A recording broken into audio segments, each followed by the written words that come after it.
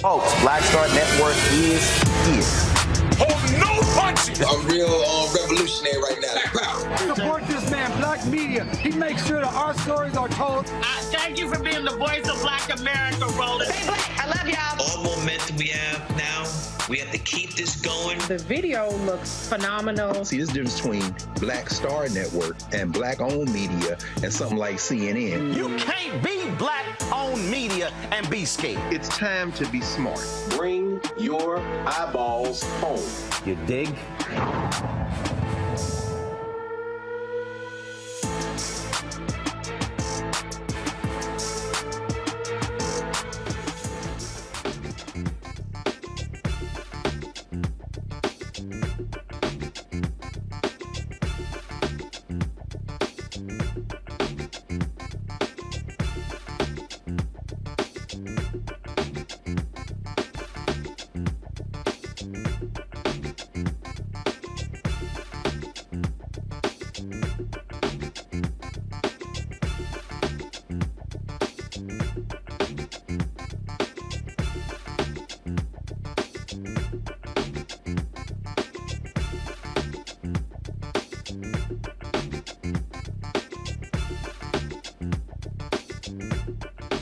Today is Wednesday, July 12, 2023. Coming up on Roland Martin Unfiltered, streaming live on the Black Star Network.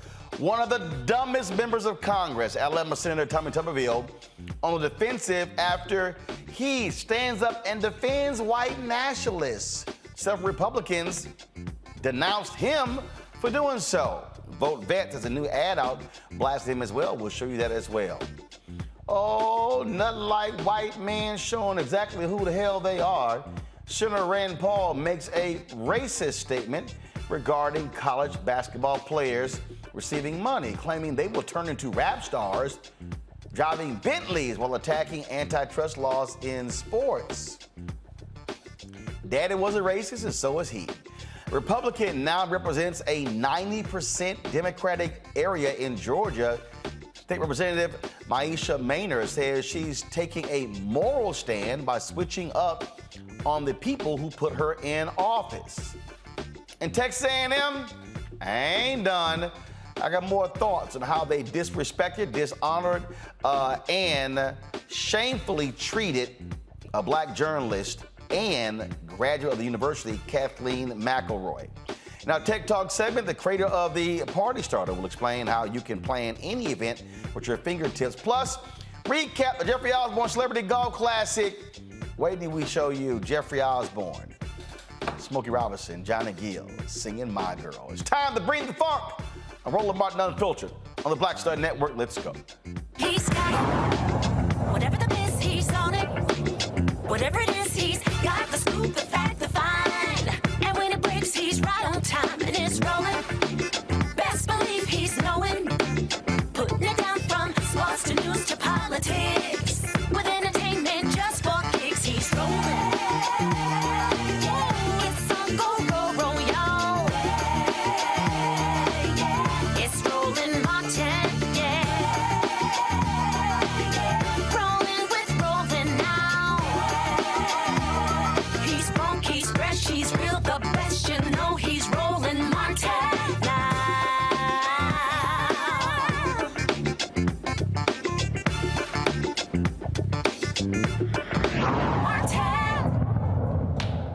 If you want to find out who's racist, all you got to do is just wait for them to open their mouth. That is Alabama U.S. Senator Tommy Tuberville, who continues to stand up for white nationalists, calling them Americans. Now, Tuberville, who's intentionally blocking military promotions over a Pentagon policy granting leave for active duty service members seeking reproductive health care, says America needs white nationalists in the military. And he thinks classifying white nationalists as racist, well, that's just your dadgum opinion. Watch this. We're showing our adversaries we're weak. All we got to do is go back and look at Joe Biden's, what he's done to our military with the woke ideas, with the CRT that we're teaching in our military. We are losing in the military so fast, our readiness in terms of recruitment. And why? I can tell you why. Because the Democrats are attacking our military, saying we need to get out the white extremists, the white nationalists, people that don't believe in our agenda as his Joe Biden agenda. They're destroying it. This year, we will not reach any recruiting goals in the military. So if we want to talk about looking weak, that's where we're going to look weak. We cannot start putting rules in there for one type, one group, and make different factions in the military, because that is the most important institution in the United States of America and our allies, is a strong, hard-nosed killing machine, which is called our military. You mentioned the Biden administration trying to prevent white nationalists from being in the military. Do you believe they should allow white nationalists in the military? Well, they call them that. I call them Americans. What happened after January the 6th, and I was here on January the 6th, we were attacked on the Senate floor saying that all these people that came into the Capitol were extremists. They were against the country.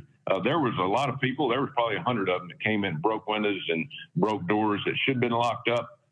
That's not how we do it in America, but there were hundreds of thousands that didn't come in outside that were true Americans that believe in this country. Well, that's what they called them. Well, that was May 10th. This was the other day on CNN, and the idiot, still an idiot. I do want to give you a chance to clarify some comments you made recently on white nationalists serving in the military. For those who are watching, if they haven't heard your remarks, this is what you said. Do you believe they should allow white nationalists in the military? Well, they call them that. I call them Americans. Do you want to explain those comments, Senator? Yeah, first of all, I'm totally against any type of racism, okay? I was a football coach for 40 years, and I dealt and had opportunity to be around more minorities than anybody up here on this hill. But when our military has been attacked, was being attacked after 9/11, after January the 6th, and that was my first day on the because he was a football coach, he been around more minorities on the Hill. I think it's some black people who represent black people who might take exception to that dumbass comment. But then again, we are talking about a fool. Press play. Floor, I thought it was outrageous of what senators from the Democratic side, Chuck Schumer said on the floor that night, calling out people, calling people racist, calling people nationalists, white nationalists. White nationalists is just another word that they want to use other than racism. I'm totally against anything to do with racism. But the thing about being a white nationalist is just a cover word for the Democrats now, where they can use it to try to make people mad across the country, identity politics. I'm totally against that. But I'm for the American people. I'm for military. I'm for Christian conservatives, Democrats, whoever wants to be in the military to fight for this country, to protect this country. That's what it's all about. But just to be clear, you agree that white nationalists should not be serving in the U.S. military. Is that what you're saying? If people think that a white nationalist is a racist, I agree with that. I agree they should. A white nationalist is someone who believes that the white race is superior to other races. Well, that's some people's opinion. And I don't think, That's not an opinion. Pardon? What's your opinion? My opinion of a white nationalist, if somebody wants to call him white nationalist, to me is an American. It's an American. Now, if that white nationalist is a racist, I'm totally against anything that they want to do, because I am 110% against racism. But I want somebody that's in our military, that's strong, that believes in this country, that's an American, that will fight along anybody, whether it's a man or woman, black or white, red, it doesn't make any difference. And so I'm totally against identity politics. I think it's ruining this country, and I think that Democrats ought to be ashamed for how they're doing this, because it's dividing this country and it's making this country weaker every day. But that's not identity politics. You said a white nationalist is an American. It is identity politics. You said a white nationalist is an American, but a white nationalist is someone who believes horrific things. Do you really think that's someone who should be serving in the military? Well, that's just a name that has been given. I mean, it's not. It's a real definition. There's real concerns about extremism. So if you're going to do away with most white people in this country out of the military, we got huge problems. It's not. Huge problems. It's not people who are white. It's white nationalists that have a few probably different beliefs. Right? That have different beliefs. Now, if racism is one of those beliefs, I'm totally against it. I am totally against racism. But there's a lot of people that believe in different things. Is racist, Senator. Well, that's your opinion. That's your opinion. But if it's racism, I'm totally against it. I am totally against any type of race or any type of racism. I don't care what it's in.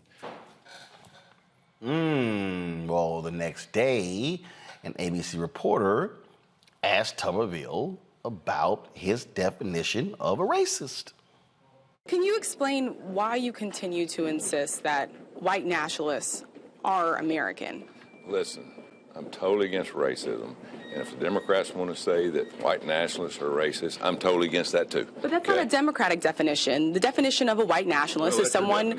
My definition. It is the definition. The definition is that the belief that the white race is superior to all other races. Totally out of the question. So do you believe that white nationalists are racist? Yes, if that's what a racist is, yes. Thank you. But that is the definition. Well, that, of course, came after a number of Republicans lit his ass up. You know, white supremacy is simply unacceptable in the military and in our whole country. But do you agree that white nationalists are racist? If you're a white nationalist, absolutely. Well, Tuberville said that Chuck Schumer and them Democrats on January 6th, they were just sitting there calling all different people racist, and they were just throwing that stuff around. They were calling them racist. Do y'all recall this on January 6th?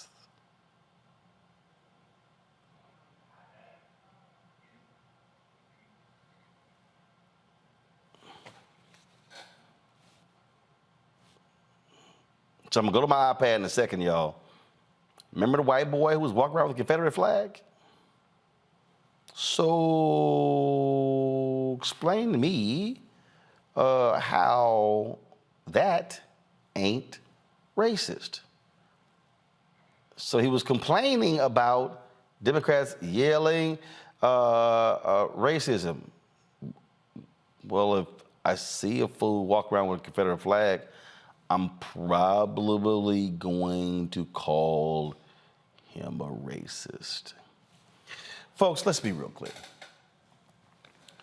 The Republican Party knows full well that the racist who are white nationalists votes for them.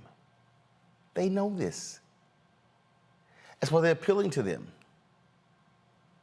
And that's why Senator Chuck Schumer, Democratic Majority Leader, blasted Tuberville on the floor of the Senate.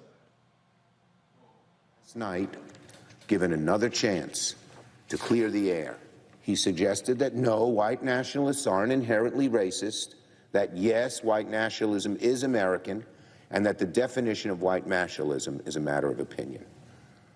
It's hard to believe that the senator from Alabama has to be corrected again. The senator from Alabama is wrong, wrong, wrong. The definition of white nationalism is not a matter of opinion. White nationalism, the ideology that one race is inherently superior to others, that people of color should be segregated, subjected, and relegated to second-class citizenship, is racist down to its rotten core. And for the senator from Alabama to obscure the racist nature of white nationalism is indeed very, very dangerous. His words have power and carry weight with the fringe of his constituency, just the fringe. But if that fringe listens to him, excuse and defend white nationalism, he is fanning the flames of bigotry and intolerance. Last week, the gunman who killed 23 people in El Paso Walmart was sentenced to 90 life terms in prison. He was a self-described white nationalist. The man who murdered 10 people at the top supermarket in my home state of New York, in Buffalo, was a white nationalist. And if those examples aren't clear enough, let's not forget Charlottesville, where neo-fascists, alt-right radicals, and far-right militias paraded through the streets carrying torches and chanted, quote, "Jews will not replace us." Those were white nationalists. This isn't a joke. This is deadly serious stuff. And for a member of the United States Senate to speculate about what white nationalism means as if it's some benign little thought experiment is deeply and terribly disturbing. I urge my Republican colleagues to impress upon the senator from Alabama the destructive impact of his words and urge him to apologize. Now, Tuberville has been blocking military promotions because he claims that they're paying for abortions, and they're not. And so then, I'm super military. I'm the man. You never even served. You're a 68-year-old white man. You never even served. So stop it. Vote Vets dropped this ad specifically targeting this idiot. Every day, crises pop up all around the world. Crises you may never hear about. And the world's greatest military is ever on alert, ready to defend us against any threat, with our best and brightest seated in positions of command. But what if they're not? For months, one lone senator, Tommy Tuberville, who never served in uniform himself, has held hostage hundreds of military assignments just to force his MAGA social agenda on women in the ranks, freezing all promotions for top military posts, to the chair of the Joint Chiefs of Staff, leaving mission-critical positions to go vacant. Our enemies are watching, looking for any vulnerabilities to exploit. And MAGA Senator Tommy Tuberville is playing right into their hands, playing political games with our national security. And not one Republican in Congress will stand up to him and let our troops keep us safe. Senator Tammy Duckworth, who lost several limbs in the military, she blasted this fool today in a committee hearing. For the first time in over 100 years, we do not have a commandant of the Marine Corps. Someone who can have the full power and authority of a commandant. This is absolutely unacceptable. We have all of these officers and their families, My colleagues talk about and laud the family members for their service. We have family members who are being pulled out of schools, unable to start a new school term. We have spouses who cannot start a new job, who've lost their jobs. The entire military readiness is slowly grinding to a halt, and it is going to get worse every single day because Senator Tuberville has injected politics into this. And you know who gets hurt the most on this? Our lowest ranking. It is the youngest women in the military. It is the spouses of the youngest men in the military who have to ask for a pass from their sergeants to leave their duty station so that they can go take care of their health care needs. And what we are telling them, what Senator Tuberville is telling them is, I don't care about you. Thank you for your service, but you cannot take care of your own health care or your spouse's health care. And to simply put this as this is a political thing and this is about the military providing abortion is absolutely categorically untrue because the military is not providing abortions in this instance. Now, let me also be clear that our men and women in uniform face so many hardships. They should be able to take care of themselves and their family members. Bottom line. Well, you're dealing with an idiot, y'all. That's who he is, it's what he is. We're gonna go to break, we come back, we're gonna discuss this with our panel and talk about how this is electoral politics because the Republican Party, they appeal to the bigots in America. You're watching Roland Martin Unfiltered on the Black Star Network. For decades, the tobacco industry has deliberately targeted Black communities and kids with marketing for menthol cigarettes. It's had a devastating impact on Black health. Tobacco use claims 45,000 Black lives every year. It's the #1 cause of preventable death. In the 1950s, less than 10% of Black smokers used menthol cigarettes. Today, it's 85%. Menthol cools and numbs the throat, making it easier for kids to start smoking. Menthol also increases addiction, making it harder for smokers to quit. Menthol cigarettes are a big reason why Black Americans have a harder time quitting smoking and die at higher rates from smoking-related diseases like cancer, heart disease, and stroke. It's time to stop Big Tobacco from profiting off Black lives. An FDA ban on menthol cigarettes will improve Black health, save lives, and protect future generations from addiction. Learn more at tobaccofreekids.org/ban menthol. Black Star Network is here. Oh, no punch! I'm real revolutionary right now. Thank you for being the voice of Black America. All momentum we have now, we have to keep this going. The video looks phenomenal. See, there's a difference between Black Star Network and Black-owned media and something like CNN. You can't be Black-owned media and be scared. It's time to be smart. Bring your eyeballs home. You dig? Hey, what's up? It's Sammy Roman. Hey, it's John Murray, the executive producer of the new Sherry Shepherd Talk Show. It's me, Sherry Shepherd, and you know what you're watching, Roland Martin Unfiltered.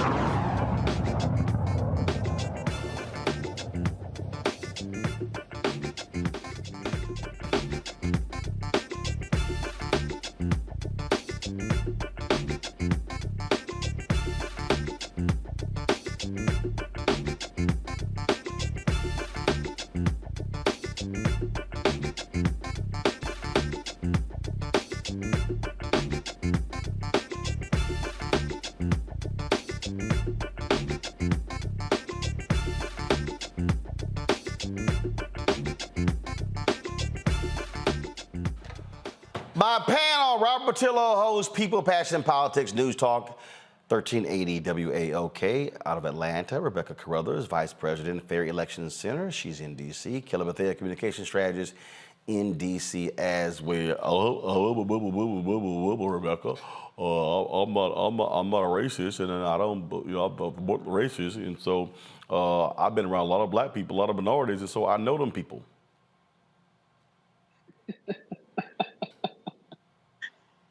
Who do you want to take that one? You? Okay. As I have the giggles.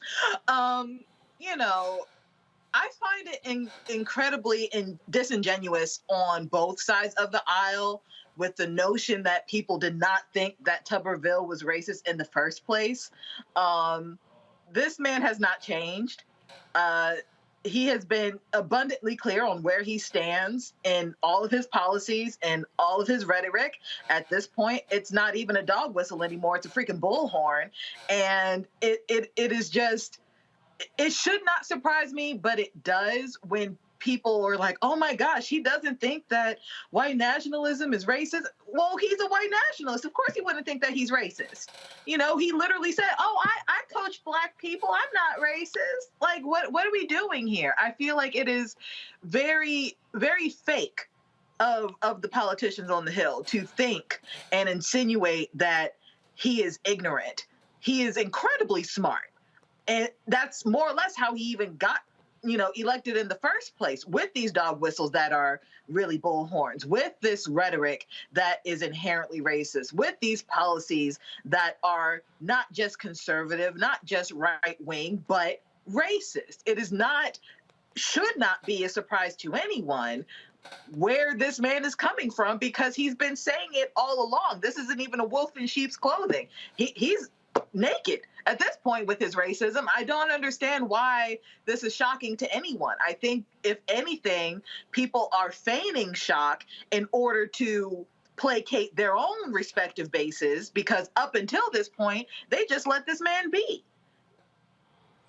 The thing here, Robert, is he's holding a progress, and the senators are letting him move forward with this. And this is where, if you're Democrats, you say, all right, Republicans, we're pulling every blue slip. You want to play these games? We got you. We're going to ignore all of your holds on any nominees. This is how you have to play hardball with this fool. I actually support Tommy Tuberville on this. I wish more Republican senators would be this honest. Do we really believe that Mitch McConnell isn't racist because he spoke out against white nationalists? Do we really believe that Rick Scott isn't racist because he said Tommy Tuberville was wrong to talk about white nationalists in this nature? No, they just simply know how to play the political game better, and they can have the same racist policies. They just won't say the quiet part out loud. I like when people tell me exactly who they are. I like when people are honest. I'm glad that Tommy Tuberville laid out exactly his position. And I reposted this interview when it happened, and I had conservatives hop all over Instagram talking about he's right. To be a white nationalist doesn't mean that you're racist. What is racist about it? I like knowing exactly where people stand. I don't want somebody spitting at me and telling me that it's raining. I want to know exactly where you stand on these positionings. So the idea that the segregationist senator from Alabama might be racist isn't exactly breaking news for me. That has been pretty much the exact thing you can say about every Alabama senator since the founding of Alabama. But what I do think we have to concentrate on is exactly what Tammy Duckworth was talking about. The fact that one senator can degrade American military readiness, and the fact that at a point in time when China is on the ascendancy, as the Republicans keep telling us, when military readiness is at an all-time low, as Republicans keep telling us, when you have Russia on the march in Eastern Europe, which Republicans keep telling us, you have a Republican senator blocking the military, blocking appointments, and simply put, in the next election cycle, they will still run out here carrying the American flag, waving it, saying how much they support their military. But Democrats have to hold their feet to the fire on exactly this, the fact that they are holding up medical treatment for female military members. You have enough sense to go sacrifice yourself and put yourself in harm's way to defend America, but we don't think you have enough sense to make healthcare choices for yourself. So I'm not worried about the segregationist senator being a segregationist senator. I just remind people that but for Herschel Walker losing, Tommy Tuberville wouldn't even be the dumbest senator in the United States Senate. He would be, a bottom 2 or 3, but he wouldn't even be the lowest on the totem pole. We need to be holding their feet to the fire. You're exactly correct. Democrats have to ignore Tommy Tuberville, go directly around him. Look at the United States Supreme Court right now. President Obama could have done a recess appointment with Merrick Garland, but he decided to play by the rules, play by Mitch McConnell's rules, and that's why we have a 6-3 Republican majority on the Supreme Court. That's why we don't have affirmative action. That's why we had a segregation ruling. That's why we don't have women's health care. So I don't give a damn about Tommy Tuberville. I do not care about his positioning. I do not care about him being a segregationist. He can go back to Alabama right now. But I do think Democrats have to go directly around him and then dare Republicans to do something about it. Dare them to go to the American people and say, I'm telling, they went around us when we were trying to block the military. They're not going to do it. Call their bluff on this. And also for black athletes out there, you hear the way these SEC and ACC coaches talk about you. Are you really want to go play for them where you can go play at Clark Atlanta or Morehouse or Grambling or FAMU or anywhere else? The NFL and the NBA will find you. You do not need to go play for an old segregationist head coach in order to make it to the league anymore. Rebecca? I mean, I'm at a loss here. I almost want to defend Tommy Tuberville also, because here's the thing. He literally said he's not racist because of osmosis. He said because you coloreds played on my football teams, I can't be racist because I was around you. He then said, well, you coloreds are also on the Hill, and I deign to bring my existence around you, so therefore I'm not racist. And I guess according to him, old school racism, or how he defines racism is, well, if I don't like you coloreds, because I'm using that word, kind of want to use the other word, if I don't like you coloreds, then you wouldn't be in front of me. And he feels like he has progressed from the previous generation of racists that maybe he descended from. I don't know. But bottom line, thinking back to that Republican primary, it was him or Jeff Sessions. And so for Mitch McConnell and Rick Scott and for the rest of them to act like, oh, no, that's not what we do. That's not what our party is. But you're scraping at the bottom of the barrel. And quite frankly, yeah, I would rather that racists in Congress, racists in the police, racists in the military would just show us who they are and wear their hoods and let us know that, yep, I'm a racist. I would much rather that. But I will also say, Robert, to your point, it wasn't just the ACC and SEC. I grew up in Big 8 territory. It also happened in the other conferences as well. Yeah, it's called America. All right, y'all, gotta go to break. When we come back, the hood comes off of Rand Paul during a Senate hearing. Boy, they really don't like it when the blacks start making money. Wait till we show you what this fool actually said. You're watching on YouTube, hit the like button, y'all. We want to be over 1,000 likes in the next 10 minutes, so let's make that thing happen. That's first. 2, download our Black Star Network app. Apple phone, Android phone, Apple TV, Android TV, Roku, Amazon Fire TV, Xbox One, Samsung Smart TV.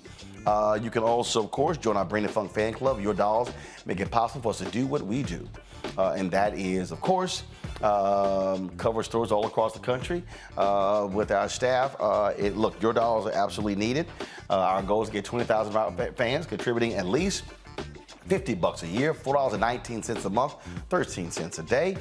Send check and money orders to P.O. Box 57196, Washington, D.C. 20037-0196. Cash App, $RM Unfiltered. PayPal, R Martin Unfiltered. Venmo is RM Unfiltered. Zelle, Roland@RolandSMartin.com. Roland@RolandMartinUnfiltered.com. And be sure to get a copy of my book, White Fear, How the Browning of America is Making White Folks Lose Their Minds. Available at bookstores nationwide. Download your copy on Audible. We'll be right back. My early days on the road, I've learned, well, first of all, as a musician, I studied not only piano, but I was also drummer and percussion. I was all city percussion as well. So I was one of the best in the city on percussion. There you go. Also studied trumpet, cello, violin, and bass, and any other instrument I could get my hand on. And with that study, I'd learned again what was for me. I learned what it meant to do what the instruments in the orchestra meant to each other in the relationships. Right. So that prepared me to be a leader. That prepared me to lead orchestras and to conduct orchestras. That prepared me to know, to be a leader of men, they have to respect you and know that you know the music. You have to be the teacher of the music. You have to know the music better than anybody. There you go. Right, so you can't walk in unprepared.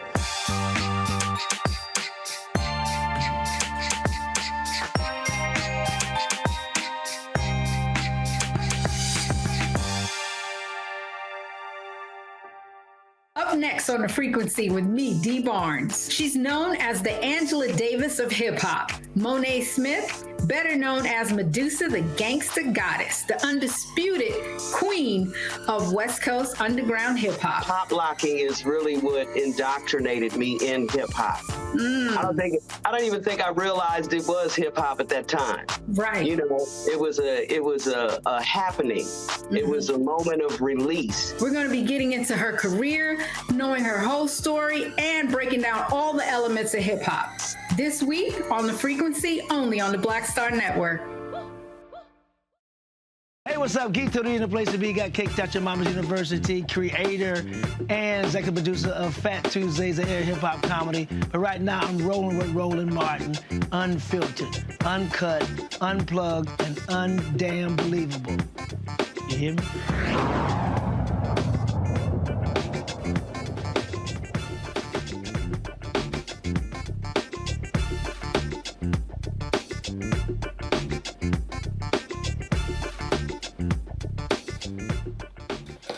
Black Georgia Democrat says, my party has left me. She says that she's been at odds with Democrats over the issue of school choice as well as defund the police. So State Representative Meisha Mainor with a Twitter to say she is switching parties. Now, mind you, her district is 90% Democrat. She was elected 2021. She said, quote, my name is Representative Meisha Mainor, and today I made the decision to leave the Democratic Party. I represent a blue district in the city of Atlanta, so this wasn't a political decision for me, it was a moral one. I will never apologize for being a black woman with a mind of my own. She now is Georgia's only black GOP member, and she told Atlanta affiliate WSB what led to her decision. There have been several bills that have passed in the last 3 legislative sessions that I've been here at the Capitol. And it's clear that there are some value differences, mainly in education, public safety, and victim rights. Every single thing that I have done at the Capitol, and when I mean everything, every single thing since I was elected, my former colleagues have tried to sabotage it. Now, she also posted this reason on Twitter. I didn't leave the Democratic Party. The Democratic Party left me when it embraced left-wing radicalism, lawlessness, and put the interests of illegal aliens over the interests of Americans. I have nothing to apologize for. Congresswoman Nikema Williams, who heads the Georgia Democratic Party, released the following statement. She said Representative Meisha Mainor's switch to the GOP is a stinging betrayal of her constituents who elected a Democrat to represent them in the state legislature.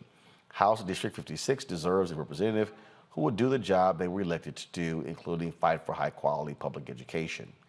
Georgia Democrats look forward to electing a strong Democrat next year in HD 56 who will serve the people, not personal political ambitions.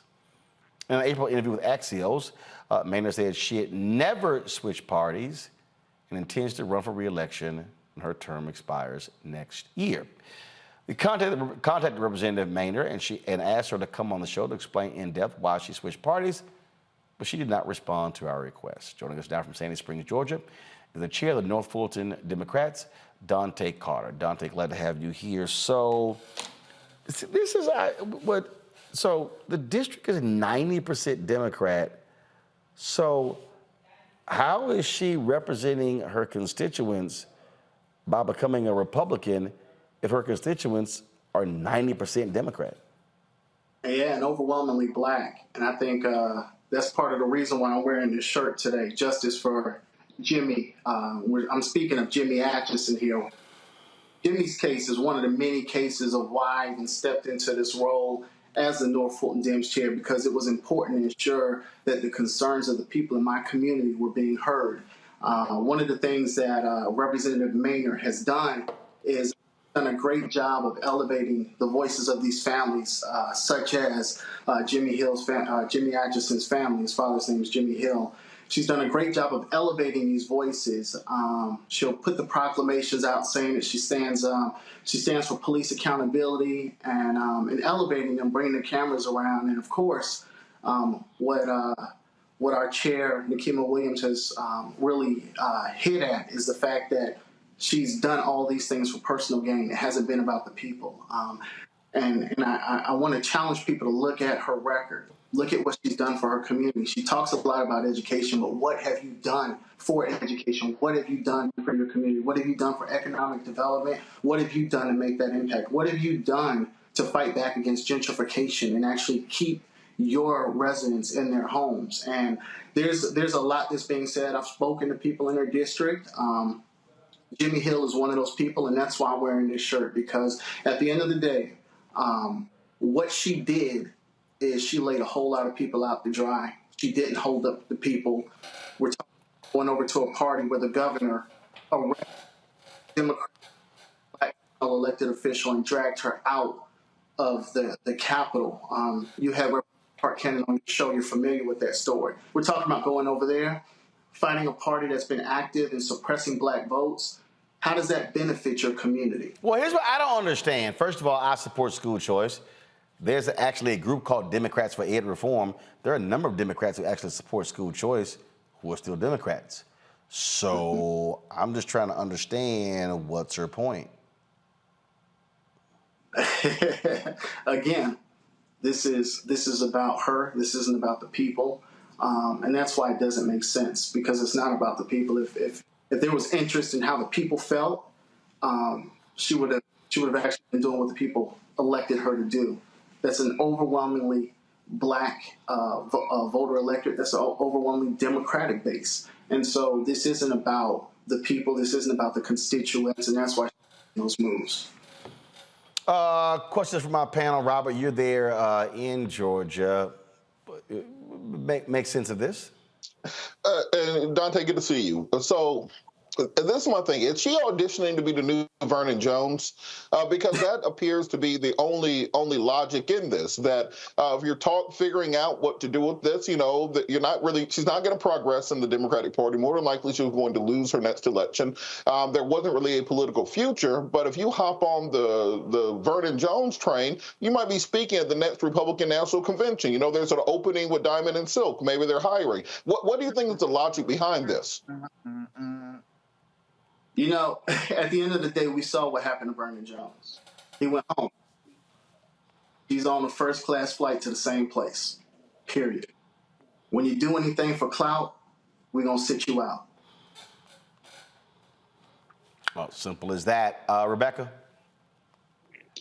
So, you know, I think Mainor needs a civic lesson here, because the last time I checked, the Georgia House of Representatives is overwhelmingly Republican. The last time I checked, the Georgia Senate is overwhelmingly Republican, which means that if anything is going to pass in the Georgia House or Senate, it's going to have to be fully supported by Republicans in the Georgia Senate and Georgia House. So my question, or I guess maybe my comment here, is if Mainor is upset that there isn't a greater push for school reform by the use of vouchers, or if she's upset that there isn't an increase in public safety, or if she's upset, what was the other thing she said she was upset about? I think it was about victims' rights. Wouldn't that actually be the party that she just joined fault that those things haven't happened legislatively in Georgia? You know, I got a shirt on representing one of those victims, right? And so again, this isn't about the people. This is about her agenda, and I think we got to be clear on that. I chair the party up here in North Fulton. Let's be honest. We pulled the attendance sheets. She hasn't been to any meetings in Fulton County, in Atlanta, Georgia. She hasn't paid any membership dues. Where's her organizing? These are volunteer organizations. Where's she doing the work? You're mad about these issues, but where's the organizing? Where's the volunteer work? Where are you putting the time to actually get a base together? so that we can not only get you more elected officials to help you to swing some of these votes, but actually have people showing up for you. This isn't about the people, and that's what it's about. It's about her agenda, and my heart hurts the most for the people that relied on her, for the people that trusted her, for the people that voted for her. That's who I'm hurting for right now, because they're the folks looking at her and they're asking the question of, why did you do this? And why are we feeling as though you failed us? Kelly. So to that point, I understand that, you know, she's basically betraying her entire constituency. So I guess my question would be, outside of, frankly, just voting her out and just letting the democratic process do its work, is there, you know, because this is state law, is there some form of like recourse in the courts, such as like breach of contract or you know, failure of duty, something to that effect? Because she failed her constituency. If what you're saying is true, which it is, you know, her constituency is predominantly Democrat, predominantly blue, predominantly black, and it appears, based off of what she just said, is anti-black, anti-democratic, anti what her constituency voted her in for. So outside of voting, is there any recourse for her constituent base? Not to my knowledge, but again, I'm not an attorney. There might be some loopholes in there that I don't know about. I'm not an attorney, but I think the fact of the matter is, and I want this to come along as clear as possible. Black people can't afford to have these missteps. We can't. We're in a fight.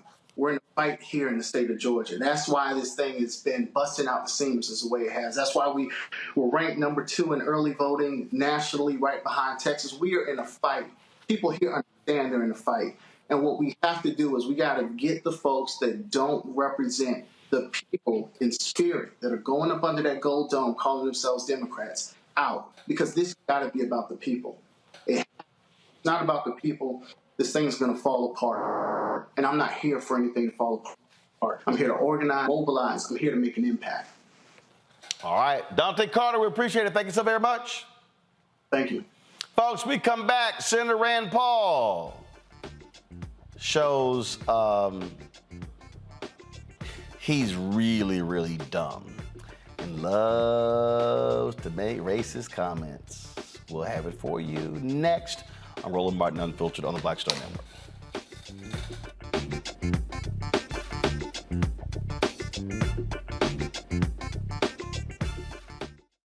Hatred on the streets, a horrific scene, a white nationalist rally that descended into deadly violence. White people are losing their damn minds. As an angry pro-Trump mob storms the U.S. Capitol, we've seen shootings. We're about to see the rise of what I call white minority resistance. We have seen white folks in this country who simply cannot tolerate black folks voting. I think what we're seeing is the inevitable result of violent denial. This is part of American history. Every time that people of color have made progress, whether real or symbolic, there has been what Carol Anderson at Emory University calls white rage as a backlash. This is the rise of the Proud Boys and the Boogaloo Boys. America, there's going to be more of this. Here's all the Proud Boys, guys. This country is getting increasingly racist in its behaviors and its attitudes because of the fear of white people. The fear that they're taking our jobs, they're taking our resources, they're taking our women. This is white fear.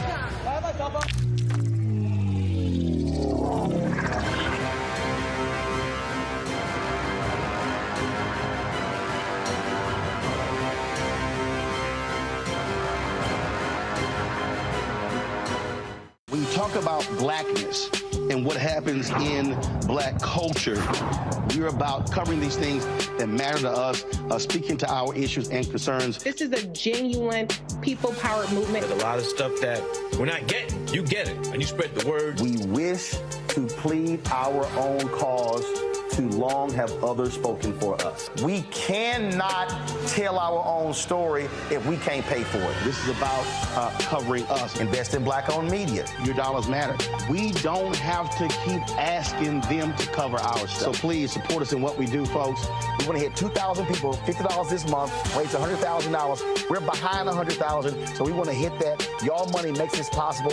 Checks and money orders go to P.O. Box 57196, Washington, D.C. 20037-0196. The Cash App is $RM Unfiltered. PayPal is R Martin Unfiltered. Venmo is RM Unfiltered. Zelle is roland@rolandsmartin.com. Hey, what's up, y'all? I'm Devon Frank. I'm Dr. Robin B., pharmacist and fitness coach, and you're watching Roland Martin Unfiltered.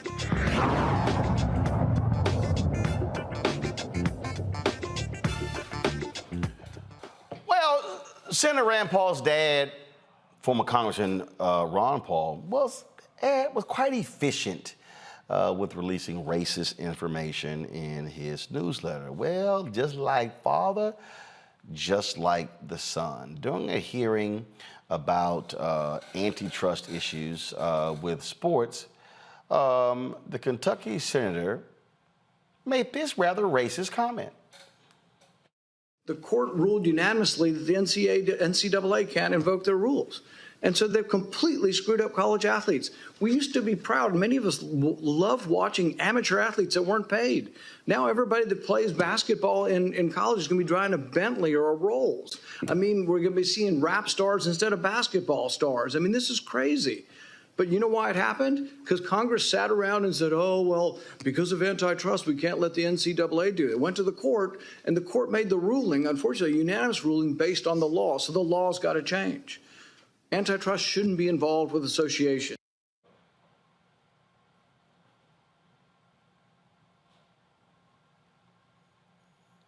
Come again? Did he really say that? Press play. The court ruled unanimously that the NCAA can't invoke their rules. And so they've completely screwed up college athletes. We used to be proud. Many of us loved watching amateur athletes that weren't paid. Now everybody that plays basketball in college is going to be driving a Bentley or a Rolls. I mean, we're going to be seeing rap stars instead of basketball stars. I mean, this is crazy.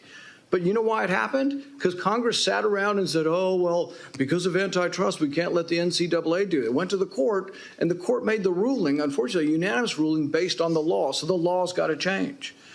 Antitrust shouldn't be involved with association. Okay, so if I was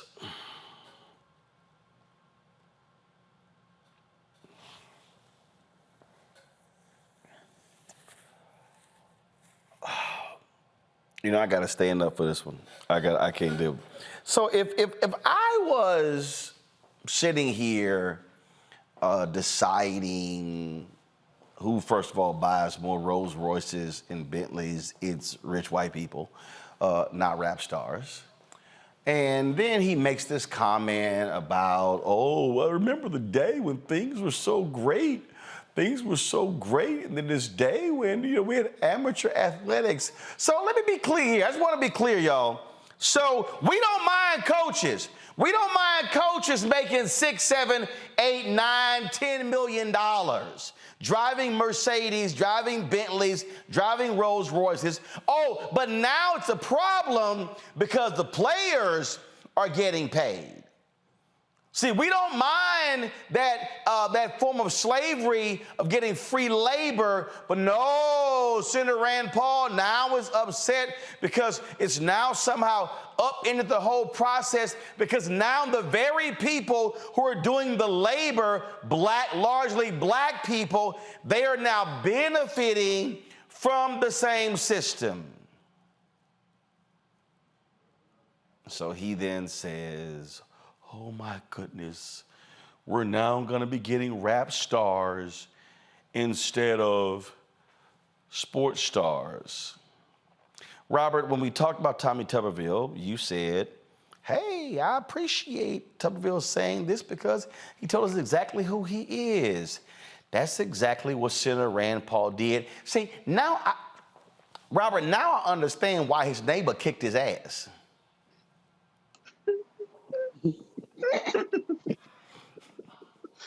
Well, look, Roland, I think a big part of this has to be if Yes, Rand Paul. I said that. You okay, Rebecca? Kelly, y'all okay? Y'all okay? I'm never okay. I am never okay on this show. I'm just saying, man. I just saying it. I understand why his neighbor beat that ass. Look, Is there a Roland, video? We need video. Right? There has to be a Ring camera somewhere in that neighborhood. I mean, there has to be a video of that. And You ain't lying. Whoop that trick. Whoop that trick. Robert, go ahead. What I don't quite understand is if Rand Paul is such a big fan of people working for free, why does he take a salary as a senator?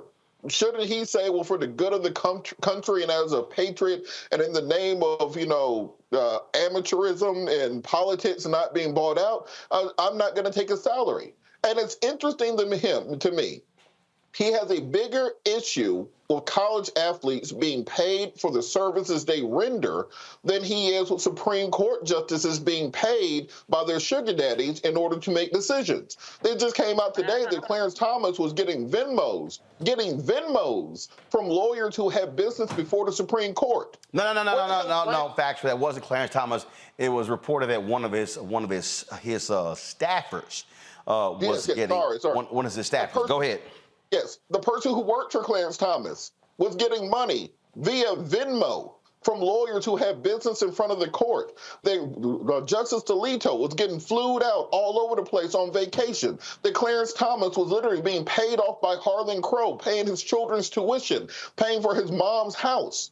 But yet and still, you have a problem with an 18-year-old who's in college, who has nothing but maybe a scholarship, getting NIL money, not getting money from the institution, but money that they earn from their social media platforms. That's what NIL money is. Not every athlete gets it. Very few actually get it because very few have the type of social media following that Arch Manning or that Bronny James has to bring in these millions of dollars. So this idea that now all these athletes will become rappers, guess what? Athletes were becoming rappers in the first place because that's the only way you can actually make some damn money while you're doing two-a-days with Nick Saban down in Alabama or running your head against a wall for Tommy Tuberville.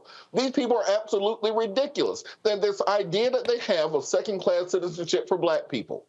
It is shown in every statement that they make, every law that they pass, every ruling from the Supreme Court. Their sole instinct, their sole interest is to create black folks as a second-class citizenship in this country. And as long as we electorally allow them to continue to do so, as long as they're not supporting people like Charles Booker, who had a great chance of winning in Kentucky, as long as we're not supporting people like Doug Jones in Alabama, who could have stopped someone like Tommy Tuberville, we're going to continue to have these folks in office because for every single one that will make a statement like this publicly, you got another 48 Republican senators who think it privately. So it's not simply enough to chastise them and call them stupid or anything else because they say it publicly. Instead, we need to encourage them to say it publicly and then get behind candidates that can put them out of office next election cycle. But see, the thing that I'm sitting here laughing the most about here is that he wants to invoke rap stars. Go to my iPad. Watch this here, y'all. Here's a story right here. Olivia Dunn. Olivia Dunn is a white gymnast at LSU. Olivia Dunn was on a podcast and revealed that she had gotten $500,000 for a single post on social media, Kelly. And last year, her NIL valuation was estimated at $2.6 million, which ranked as the sixth highest figure among college athletes. Dunn's current estimated NIL valuation sits at $3.3 million, putting her second only behind Bronny James. So it sounds to me, Kelly, is Olivia Dunn going to be a rap star? Sure, why not?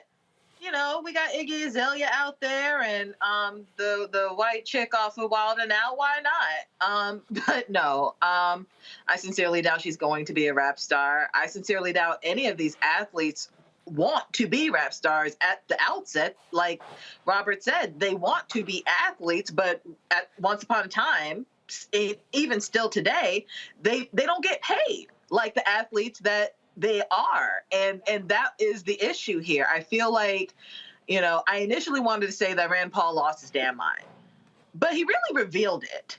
And I think that's what we're seeing here. We're seeing a revealing of damned minds in that these thoughts never went away. This rhetoric never really went away.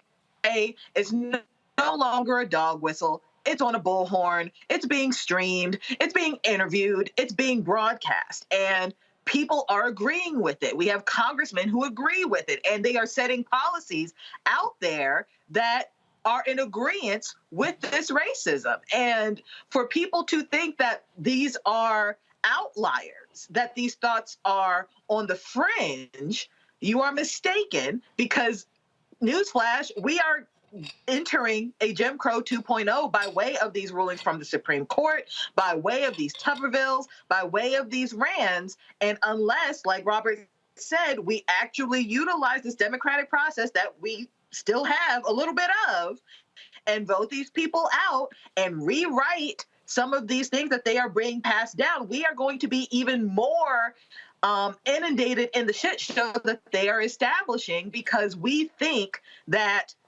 it's not going to happen again, but it is already happening again. Well, the thing here, Rebecca, it's real simple. They love sharecroppers. This is nothing more than 21st century sharecropping. They want to say, oh no, but you're getting a free education. Yeah, but y'all raking in millions and billions. You know why we expanding the college football playoff? Money. Power 5 conferences. Comes out of money.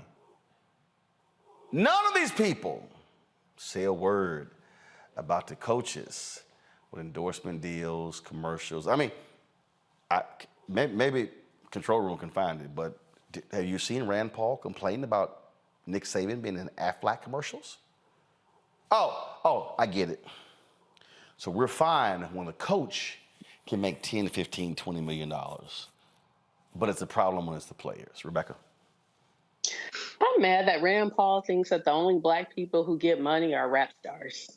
Like, come on. Like, he could have been literal and said, these college athletes are being paid like they are already the future doctors, lawyers, and teachers that they're in school to become, right? He could have said that, but we all know what this is. It's a dog whistle. When I was in law school, I actually clerked one summer with the NCAA.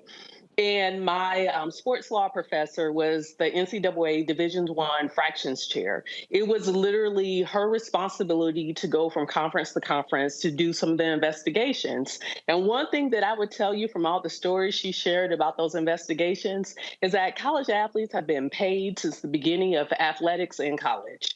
And, I could think of especially the SEC, since we mentioned the SEC earlier, I could think about all those student athletes who will park, especially the football athletes, who will park in the student parking lot on game days, and they will leave their cars, if they had a car, cracked open. And a lot of the white boosters will go through those parking lots and put envelopes that were, the size of dollar bills and $100 bills into some of their cars while they were at the athletic facilities preparing for the games. So we know there has always been money in college athletics. We also know it's not fair to say, well, student athletes are getting paid through education, because if they're getting paid through education and then they are actually employees, then they should have got workman's compensation, especially for those athletes who spent, years playing in college and they got turf toe or blew out their knee or tore their ACL and their career was over before they could actually get paid for their labor. So, it's Rand Paul being Rand Paul. And I don't even know why he's talking about this. Like you said, there's been so many coaches who have endorsed Blue Chew and other enhancement type things over the years, or Icy Hot, and they've gotten millions of dollars behind it. And he has never said anything publicly about them receiving that money. And that's not a shock. All right, hold tight 1 second. We're going to keep it going with talking about college football. Yesterday, I called for Black athletes to boycott Texas A&M because of how they treated Black journalist Kathleen McElroy. A lot of folks have been commenting on social media. A lot of Aggies, folks who are in media as well, condemning the actions. Then you also got the stupid fools who want to agree with them, trying to take shots at me. And y'all know how I roll. What my man Chris Paul called me a Twitter sniper.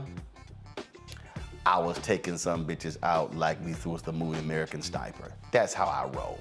So we'll talk about that when we come back. Roland Martin Unfiltered on the Black Star Network. For decades, the tobacco industry has deliberately targeted Black communities and kids with marketing for menthol cigarettes. It's had a devastating impact on Black health. Tobacco use claims 45,000 Black lives every year. It's the #1 cause of preventable death. In the 1950s, less than 10% of Black smokers used menthol cigarettes. Today, it's 85%. Ban menthol cigarettes. Save lives. On the next Get Wealthy with me, Deborah Owens, America's Wealth Coach, the wealth gap has literally not changed in over 50 years, according to the Federal Reserve. On the next Get Wealthy, I'm excited to chat with Jim Castleberry, CEO of Known Holdings. They have created a platform, an ecosystem to bring resources to Blacks and people of color so they can scale their business. Even though we've had several examples of African Americans and other people of color being able to be successful, we still aren't seeing the mass level of us being lifted up. That's right here on Get Wealthy, only on Black Star Network. On a next, A Balanced Life with me, Dr. Jackie, we're going to be talking about common sense. We think that people have it, know how to use it, but it is something that people often have to learn. The truth is, most of us are not born with it, and we need to teach common sense, embrace it, and give it to those who need it most, our kids. So I always tell teachers to listen out to what conversations the students are having about what they're getting from social media, and then let's get ahead of it and have the appropriate conversations with them. On a next, A Balanced Life with me, Dr. Jackie, here at Black Star Network.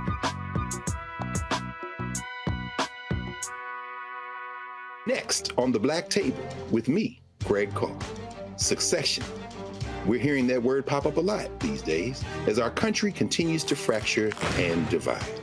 But did you know that that idea, essentially a breaking up of the USA, has been part of the public debate since long before and long after the Civil War, right up to today? On our next show, you'll meet Richard Crichton, the author of this book, who says breaking up this great experiment called America might not be such a bad thing.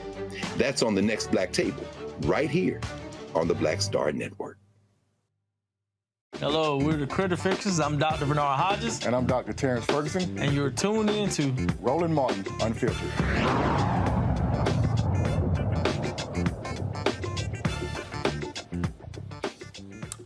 Folks, welcome back. So you see right there the copy of my book, White Fear. What was sitting there for the last, almost 2 years was the plaque that I got from Texas A&M University when I was inducted into their Journalism Ring of Honor. I chose to remove that from the set yesterday after what they did to Kathleen McElroy, professor at the University of Texas, who they agreed to hire to lead the journalism department trying to rebuild it. Then they rescinded the offer. In fact, they changed the offer on 3 separate occasions because some folks inside began to complain about, how she focused on race and diversity in her work and then her reporting for the New York Times. Again, it's kind of stupid that when somebody who's working for the #1 J school in the state decides to leave that to come back to their alma mater to work at a university that doesn't even have one, that's called a significant step down. That's just being factual.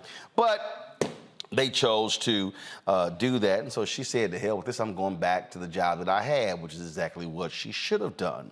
Well, a lot of folks have been commenting, some commenting about my remarks, even the story. So on social media, Folks were posting a variety of comments. Go ahead, let's show some of these comments.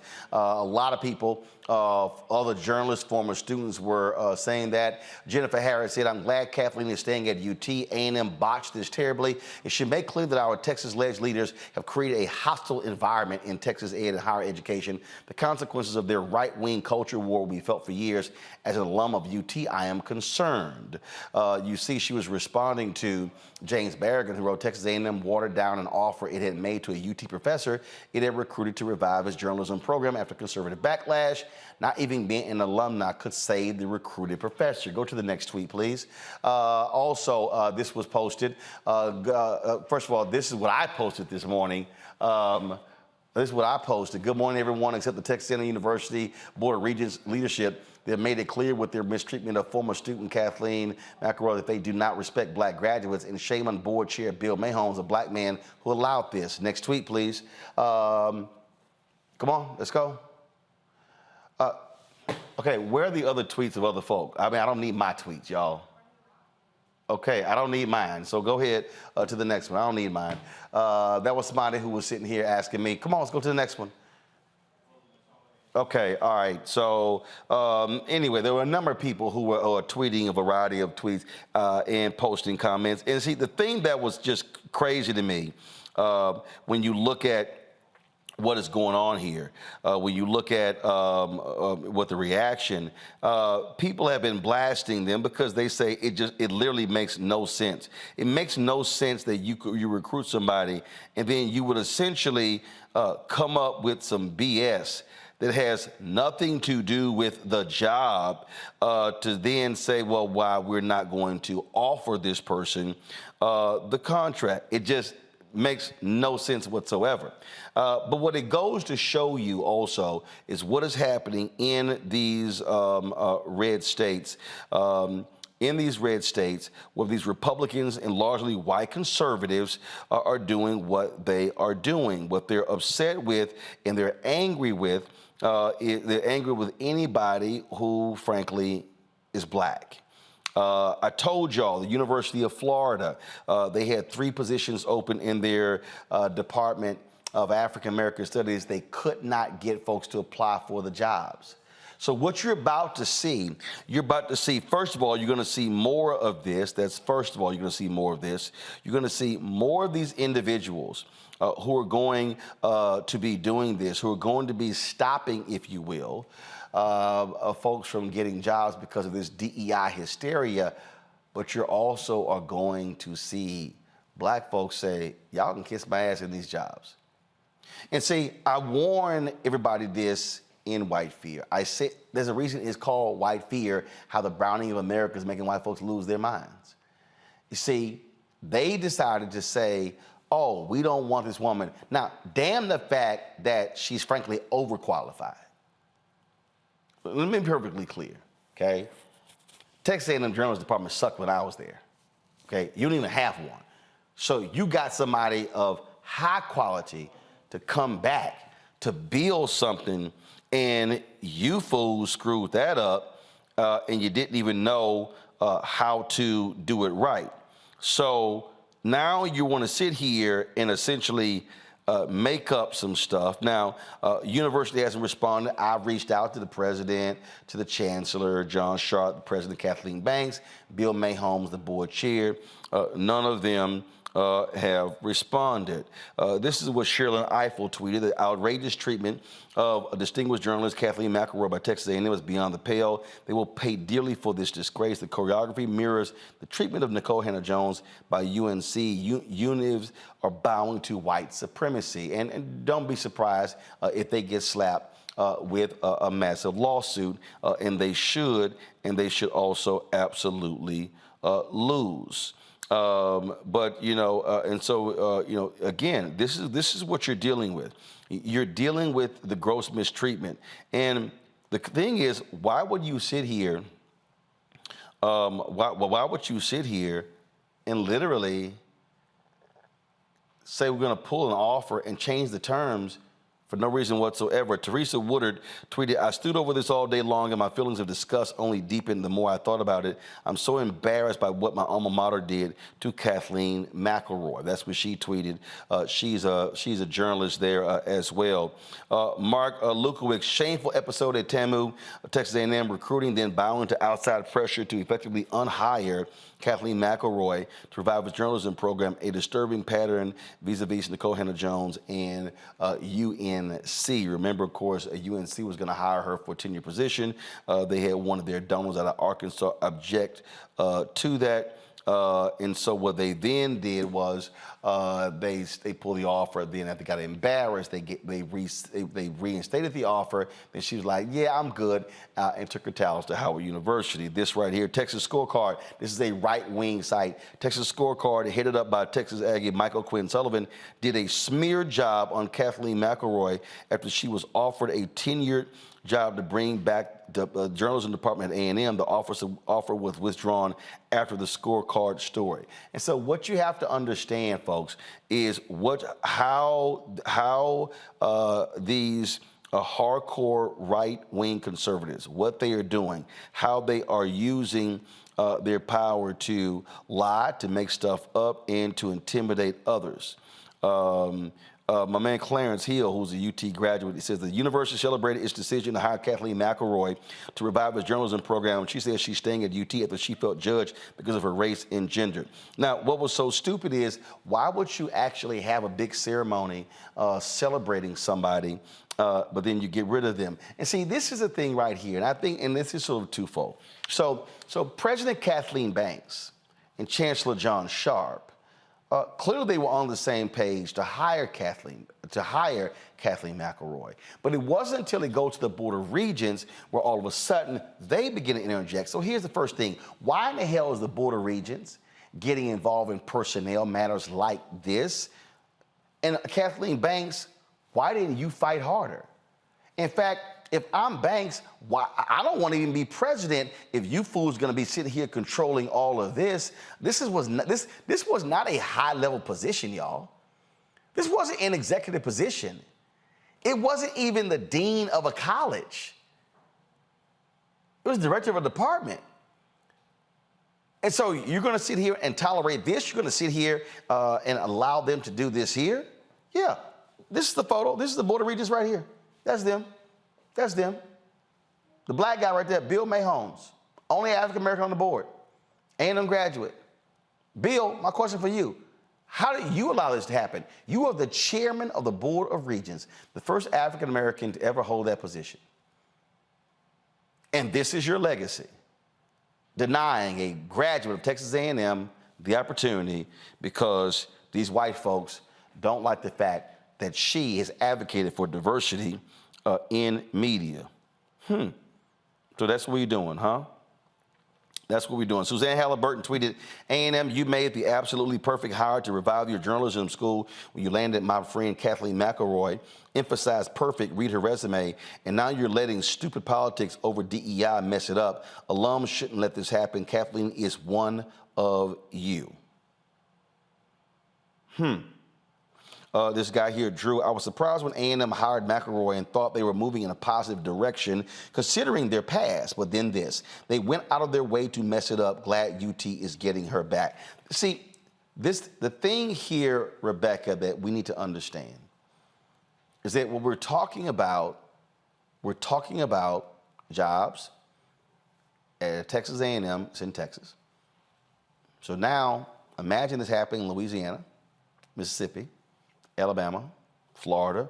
We're seeing in North Carolina, South Carolina, Tennessee, Georgia, Arkansas, Virginia, all across the South. These are white conservatives. Even though Bill, he black, he the chairman of the board, but clearly these white conservatives at A&M, they run the school. I graduated from there. My brother's a graduate. My sister's a graduate. My wife's sister's a graduate. My sister's husband is a graduate. I've got multiple cousins who are graduates of Texas A&M. Trust me, I know these white Aggies very well. And they are hardcore Republicans. They are hardcore MAGA folks, and they support Texas Governor Greg Abbott. And the thing here that you're going to see, and let me tell y'all right now, this is not going to be the last time, you're going to see this thing happen in other states. And this, Rebecca, is where black athletes must be using their power. Why is the Confederate flag no longer a part of the Mississippi State flag? Because it was black players who said, we ain't going to play ball if that's still on that flag. They took that damn thing down with the quickness. Now see, Texas A&M, oh, they don't mind DEI. In fact, they love DEI on Saturday afternoon. They love when the black sharecroppers are on the field performing for them in SEC games, running up and down the field playing football. They love when those sharecroppers are playing basketball, when they're running track, when they are on all of the sports. See, they don't mind, they don't mind black athletes. They love them some five-star recruits. But they don't like if you're a five-star recruit who's a graduate who emphasizes race and diversity in your whole career. It's my understanding that the A&M system is enshrined in the Texas Constitution. And the A&M system includes Texas A&M and also includes Prairie View A&M, which is a HBCU in Texas. And it's also my understanding that with the A&M system, with the Board of Regents, it's a 9-member board that's appointed by the governor. This is why elections matter, because whoever the governor is who gets to appoint and make these types of decisions, or in this instance, interference with what higher education looks like in the state of Texas. There were also issues with the Board of Regents when it came to the previous provost and president at Prairie View A&M. And just like you're pointing out with what's happening across states in the South, when you look at Louisiana, when you look at some of our HBCUs, which are the HBCUs that are also public institutions, these things will happen at predominantly white institutions, and these things could also happen to some of our public HBCUs. When we look at what Florida A&M is going through, as there's 4 HBCUs in Florida, 1 is public, and that's Florida A&M. Florida A&M students currently are suing the state of Florida because within that system, if A&M is supposed to receive a certain portion of funding that they're not getting. Why? Because it's a HBCU, and that particular state doesn't value Black students, Black education, and educating Black minds in Florida. So now they're having to sue. When we look at what's happening in North Carolina or even in South Carolina, we're seeing defunding of certain institutions. We're also seeing administrators and faculty who are leaving academia because of these crazy laws that have passed where you can't say certain things or teach certain things on these campuses. We're going to continue to see a degradation of higher ed in this country if this continues. The former Journalism Students Association at Texas A&M released this statement. I just lost my iPad, so I'm going to try to pull it up here. So, Robert, I'm sounding this alarm, and the reason it angers me, and this is what angers me. This ain't a discussion about somebody who's not qualified. This is not a conversation about, well, did we hire the right person? This is a person who literally used to lead the journalism department at the University of Texas. Now, that's our biggest rivalry. We hate them, they hate us. We don't want to give them credit for anything. But you had an opportunity, and again, I'm using a 5-star recruit for a reason. You had an opportunity to hire the #1 recruit in the state to lead your defunct journalism program. You came to an agreement. The initial agreement, Robert, was a job that had tenure. Then they rescinded that offer, changed it, and came back to a 5-year contract. Then they came back and rescinded that one to a 1-year contract. Why the hell would somebody, because see, and they did it knowing full well she would reject it. Nobody's going to leave a tenured job at one school that's the top program in the state, one of the tops in the country, to go to a defunct program on a one-year deal and they can fire you at will at any time. Hell no, that's stupid as hell. And so they knew exactly what they were doing. And they're so weak and impotent and pathetic that they don't even have the guts, Bill Mayholmes, or the Board of Regents, or John Sharp, the Chancellor, or President Kathleen Banks. You don't even have the guts to come out and actually tell people what you did. How about that? And so Texas A&M folk love talking about the Aggie Code, the Aggie Code. Well, you obviously don't believe in it because you ain't practicing. You're not practicing it when it comes to one of your own. Well, look, Roland, I hate to be the person to break it to you, but them white folks don't give a damn about you.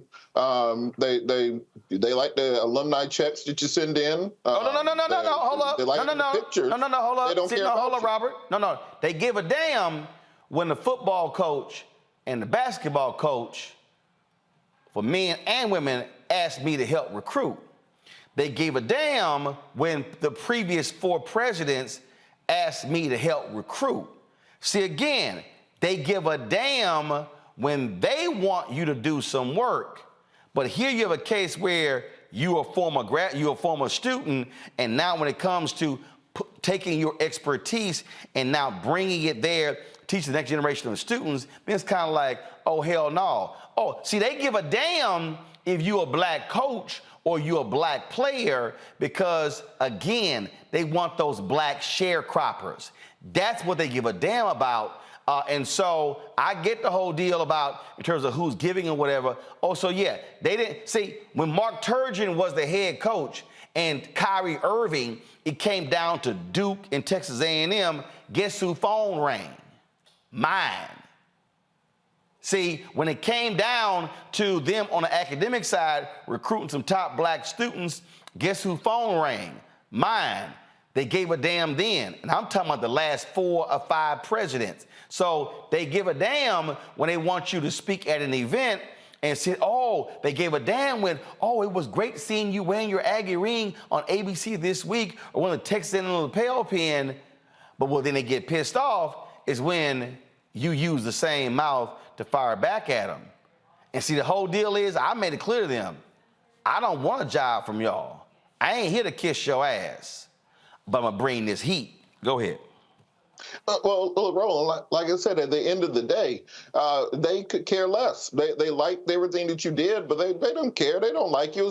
They left the money on the dresser and they out the door. They in the Uber on the way home already. Look, we're resegregating society right now. That is what we're doing. The Supreme Court has ruled that in that North Carolina and that Harvard decision, that you can no longer have programs that promote diversity, equity, and inclusion. We saw on the Colorado case. They've now made it clear that if you have any religious objection to anybody's sexuality, their race, their gender, anything in those lines, you don't have to support them. We're going back to a segregated society. That's what has already happened, not what we hope will happen, not what we think will happen, is already here. The only question is, this time around, will we have segregation on our own terms? Will we set the rules around it? Will we be sitting outside of somebody else's lunch counter begging for the opportunity to sit down there? Or will we be building our own lunch counter on the other side of town where we will actually be in control of those things? We've gotten past the point of having seats at someone else's table. We need carpenters now, not diners. We need people who can build those tables for ourselves. And when you talk about these institutions, when you talk about these groups, you have to make it clear there's not enough just for the athletes to boycott these universities. We need to have all of those journalism students in the transfer portal right now, transferring to other HBCUs that can take them in. We need to make sure that those top achieving students, those deanless students, those 4.0 students, they need to be transferring also. We have to understand that If these folks are about to put us out of this society, as they are gearing up to do, as they are making very clear, ask Senator Tuberville, ask Senator Rand Paul, ask Ron DeSantis, or ask Clarence Thomas, they're getting ready to resegregate this society. And we need to make this determination right now on whose terms will we be segregated. Are we going to build for ourselves and be ready? Or are we going to be locked out and be outside getting hosed down again because we wait for them to put us out? I think we have to start preparing for it. And you're right on that point that it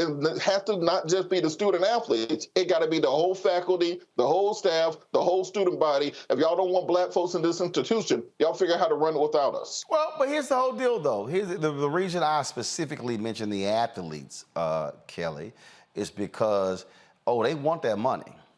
They want that sports money. They want all of that. And we saw what happened at Missouri when those players said, we're going to boycott. It actually cost a former A&M president, Dr. Lofton, his job at Missouri. Donations went down, enrollment went down. And so we understand the impact when players say, yeah, no, we're not gonna be playing for y'all. And so that's why I specifically said that if you are a black athlete and you're considering Texas A&M, remove them from consideration.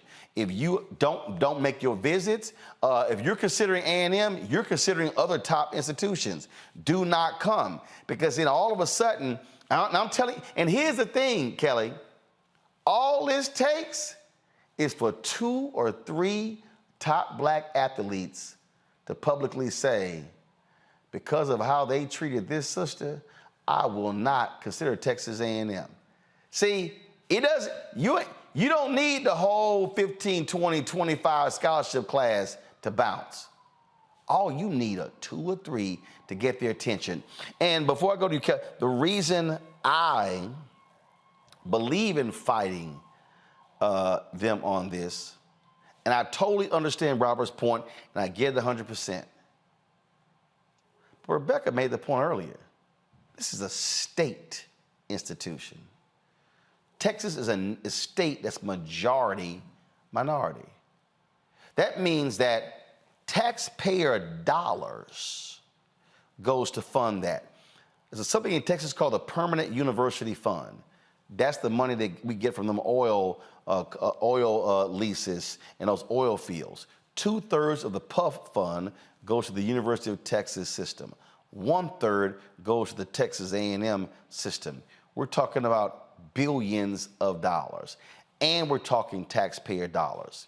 And so I totally get your point, Robert, but here's the whole deal. My grandparents paid taxes, and they couldn't go to that damn school.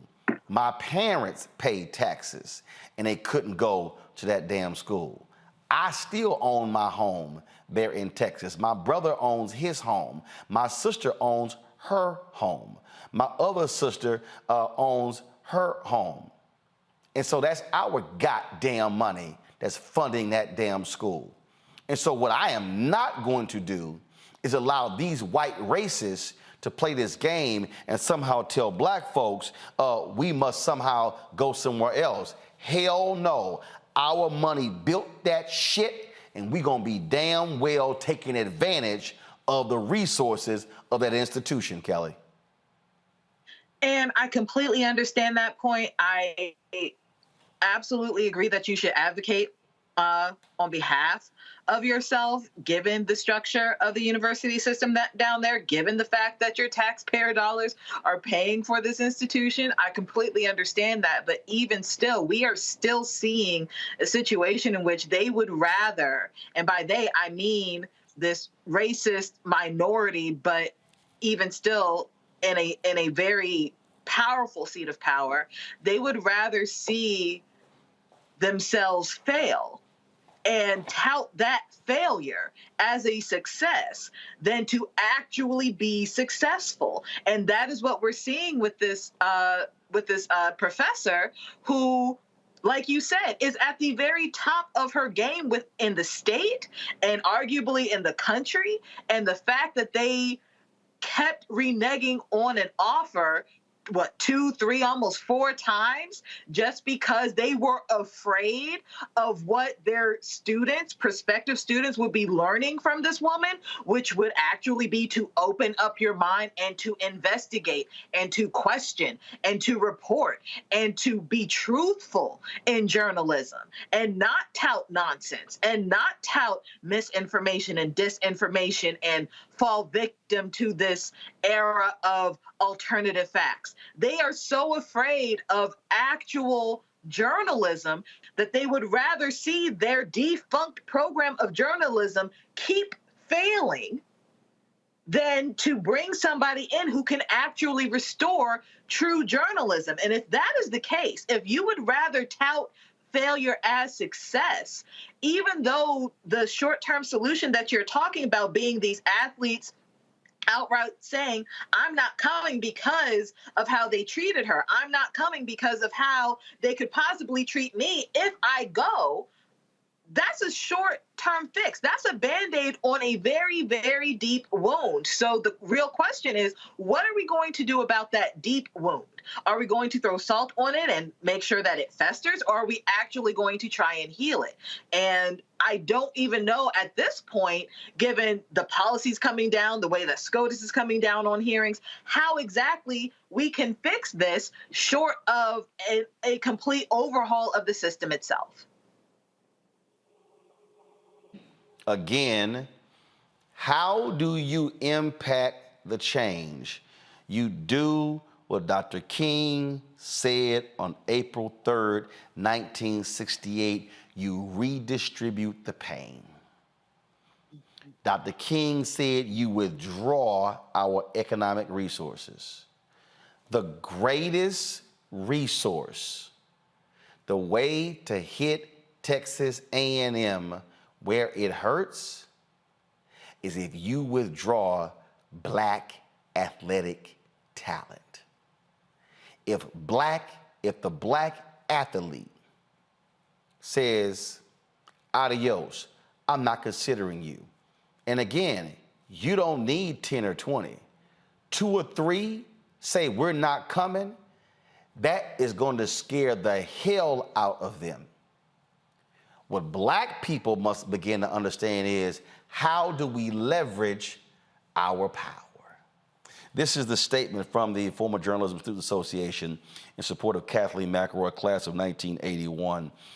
Kathleen McElroy, 81, is an immensely respected journalist and admired educator and one of the university's most accomplished journalism graduates. Her professional and academic experience made her an exceedingly qualified leader to revitalize journalism education at Texas A&M.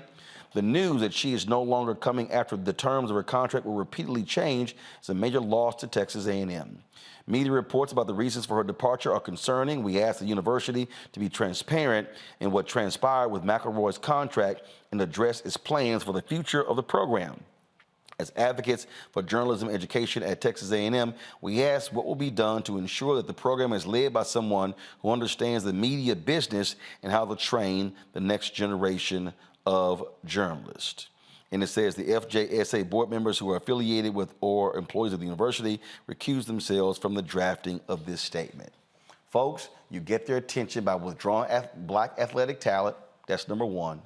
You get their attention by demanding an Office of Civil Rights investigation from the Biden Department of Education because Texas A&M receives federal funding.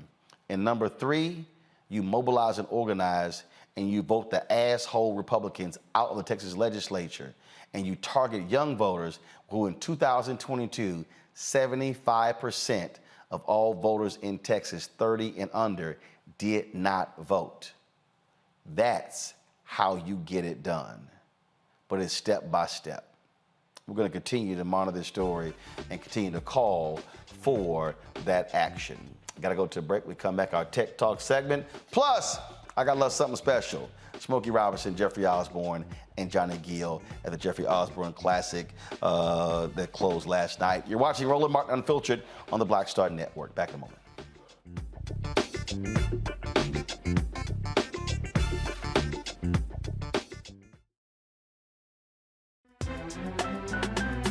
I'm Faraji Muhammad, live from LA. And this is The Culture. The Culture is a two-way conversation. You and me. We talk about the stories, politics, the good, the bad, and the downright ugly. So join our community every day at 3 p.m. Eastern and let your voice be heard. Hey, we're all in this together. So let's talk about it and see what kind of trouble we can get into. It's The Culture. Weekdays at 3, only on the Black Star Network. Black Star Network is here.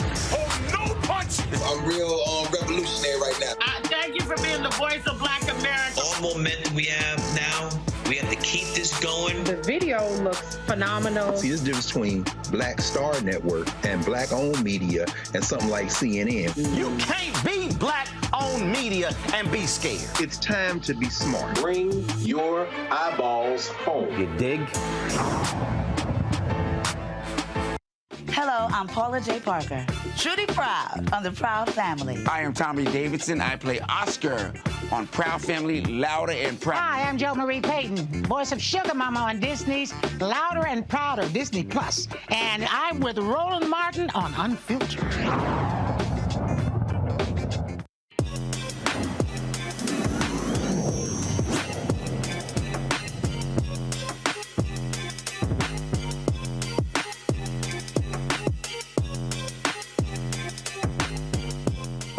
All right, folks, welcome back to Roland Martin Unfiltered here on the Black Star Network. Party planning. Look, we spend a lot of money on events all the time, and it's not always as easy. The other day, I went to my man Turk. Steven celebrated his birthday party. Him and his wife put that thing together in 3 days, his dinner party. There was a Black caterer who they utilized. You go to my Instagram page, you can check it out. And so these things happen. And you know what? You kind of want some help when it comes to putting on a party or an event. Well, my next guest, that's actually what she does, offering the folks support for a variety of events. Whether we're talking about baby showers, whether we're talking about birthday parties, weddings, all that good stuff. I'm quite familiar, of course, with that. My grandmother had a catering business, and I started when I was 7 years old, stopped when I was 30. My brother now owns the catering business in Houston.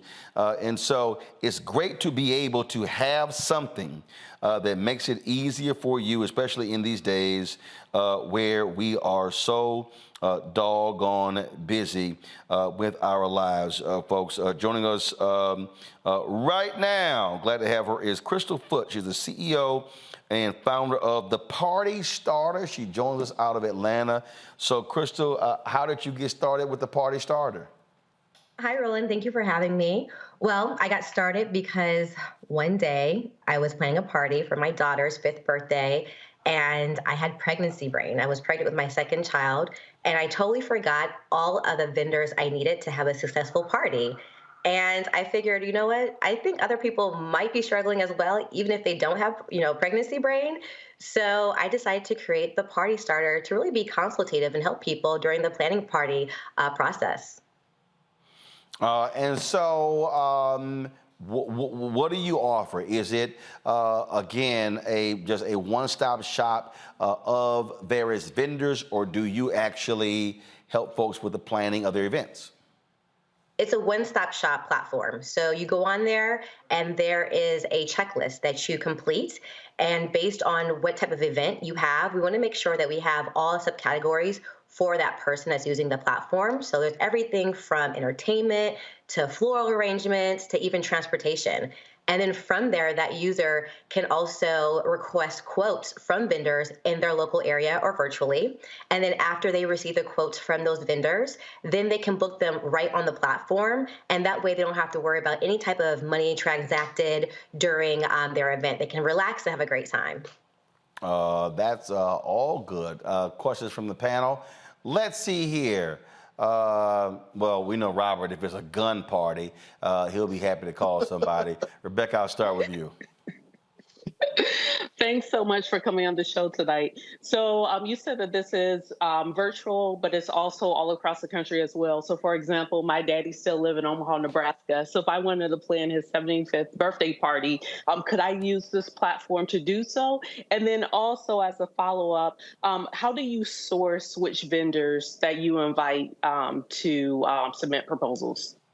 That's a great question. So I'll answer your first question. Yes. Please use the party starter for your dad's 75th birthday party. You go on there, you complete it, and then the local vendors in that area will submit their quotes to, have any type of whatever you need for your party. So that's food, catering, entertainment, and so forth. And then we actually go through a vetting process. So the vendors can sign up on the platform, and each vendor has to be thoroughly vetted by myself and the chief operational officer before we put them on the platform, because we want to make sure that they're legit, that you're not going to be catfished, and that they are someone that would represent the brand. Kelly. Sure. So tying into the previous question as far as vetting, given the most current Supreme Court case regarding, vendors not wanting to give wedding cakes to gay people, even though gay people have never asked this person for a wedding cake. Can you go into a little bit about what exactly I'm shaking my head too, sis. Like it's a mess. But can you go a little bit into, I understand you want to be on par with your brand when vetting, but can you go into a little bit of detail as to what that vetting process looks like, as well as if there is a, I don't want to say predominantly Black section as far as vendor choice is, but is there incentive for Black vendors to get onto your platform? How do you go about bringing in BIPOC into your platform? Yeah, so we love inclusivity, diversity. That's what our country is. Regardless of what's happening right now, unfortunately, with SCOTUS and so forth. So we want to make sure that we have vendors of all backgrounds, LGBTQ+, African-American minority-owned businesses, Hispanic-owned businesses, veterans as well. And so we reach out to these vendors. We also attend different types of events to make sure that they are aware of the party starter and that we embrace them and their services, their solutions for having an amazing event. And that is how we vet, as well as also promote on the website. We highlight minority-owned businesses. So as a person is going through their selection process, they can see that that company that they want to have is Black owned. They can see that that company is also LGBTQ+ owned as well. And we want to make sure that our users understand that it's beautiful to have a diverse set of vendors for their party, because honestly, having those fresh perspectives, having, amazing food and just different backgrounds help you create an amazing experience for your friends and family is incredible. I don't want to have a party where people sound like me, look like me, do exactly what I do. That's boring. I want to have something fresh and new. People from all backgrounds help me out for my party. And then also catering, that's really important. That's a cultural thing. I need to make sure that I have amazing caterers for my party that are going to please my guests. And for my parties in particular, I make sure that I have Black caterers. And so that's really important to highlight that. For my friends who are Hispanic, they want to have Hispanic caterers to make sure they make those dishes that their abuela makes for them, something really sentimental. And so it's just really a huge focus of our platform. Robert. All right, now, just I'm going to give you a hypothetical because I want to understand how granular you guys get when it comes to helping people plan for parties. As husbands, often we have difficulty planning out, let's say, a birthday party for your wife. So let's just say, theoretically, your wife was turning 50 and she's from New York, and hip hop is also turning 50, and that was an integral part of her upbringing. So she wants to have a birthday party somewhere in New York celebrating hip hop. Also, she's Jamaican. So she wants to have Jamaican food catered there. And theoretically, if there's any hip hop legends that she could get to attend, that would probably be good. And there may need to be an airplane flyover with a little tassel that has her name on it. Do you help organize things like that? Hell no! And how exactly people go about those things? You know what? She deserves it, though. On the platform, you can put in whatever you want. And if we have a vendor for that, then you will get that for your wife's 50th birthday party. The airplane too, because the plane is very important. It needs to fly from White Plains Airport across Westchester, and it needs to go right past her high school, and also past that broad from high school's house. So I need to have a very specific flight plan for it. 100%. Provide all those details. We have a description box for every subcategory for those vendors. So you put in all those amazing, unique details you just told me, and then we can definitely find vendors for you if they're not already on that platform. Okay, and also, so can all the party favors be robin's egg blue? Apparently that's the thing. Robin's egg blue and silver. Is that a thing you can put in? It is. The only thing with the platform, though, we can't tell our clients, our customers, when we think that the things they have going on for the party might not really look well. So if you want to have a robin blue egg, don't blame it on us if it turns out not really, aligning with your hip hop theme. I'm just saying. Men don't know what the hell robin's egg blue is. We only know these because women tell us. I don't know. It's blue or green or something. If you follow directions, the key to a happy marriage, think very little, follow directions, listen, and execute. Yes, you're a very smart man. You're going to be married for a very long time. So if you want all those, you should also get a party planner on the Party Starter to help you execute all those and make sure that they look right. So with like the egg, with hip hop, with the plane, it's a lot going on there. But if that's what your wife wants, then give that to her. She deserves it. I mentioned this is the second of the birthday parties. The first one is a cruise from Spain to France to Italy. Hell no, Robert, we done. Robert, take your ass to the app. Take your ass to the app and type all them damn questions in. We ain't doing all that. Take your ass to the app. Go do some work.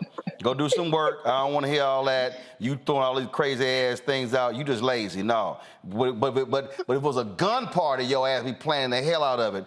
All right, Crystal, tell us where we can get more information. So you can go on thepartystarter.com. You can also find us on Instagram at thepartystarter.official, where we put inspirational photos up there, tips and tricks as well to plan a perfect party. All right. We appreciate it. Thanks so much. Thank you so much. Bye, everyone. All right, folks. Thank you so very much. Robert, Rebecca, Kelly, thank you so very much as well for being on the panel. When we come back, folks, Smokey Robinson, Jeffrey Osborne, Johnny Gill. Got a little treat for y'all. Back in a moment on Roland Martin Unfiltered on the Black Star Network.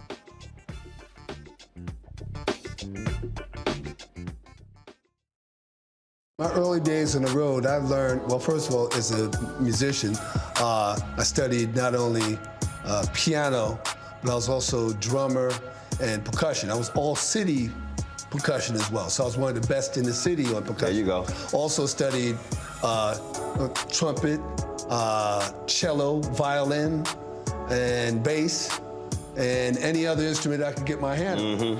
And with that study, I learned again what was for me. I learned what it meant to do what the instruments in the orchestra meant to each other in the relationships. Right. So that prepared me to be a leader. That prepared me to lead orchestras and to conduct orchestras. That prepared me to know, to be a leader of men, they have to respect you and know that you know the music. You have to be the teacher of the music. You have to know the music better than anybody. There you go. Right, so you can't walk in unprepared.